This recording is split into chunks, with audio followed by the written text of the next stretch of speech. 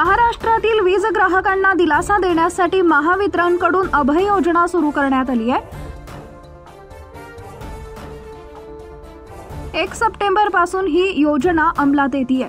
राज्याचे उपमुख्यमंत्री आणि ऊर्जा मंत्री देवेंद्र फडणवीसांच्या सूचनेनुसार महावितरणने हा निर्णय घेतलाय। वीज बिलाच्या थकबाकीमुळे वीज कनेक्शन कायमस्वरूपी तोडलेल्या 38 लाख घरगुती, व्यावसायिक आणि औद्योगिक वीज ग्राहकांसाठी अभय योजनेचा फायदा होणार आहे।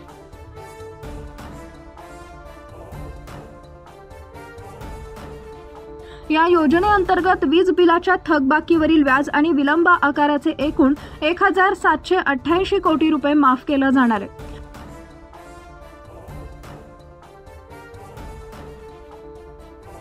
या योजनेनुसार पैसे भरल्यानंतर संबंधित वीज ग्राहकाला पुन्हा एकदा नव्याने वीज कनेक्शन मिळेल। महावितरणच्या वेबसाईटवर वीज ग्राहकांना ऑनलाईन पद्धतीने याचा लाभ घेता येईल।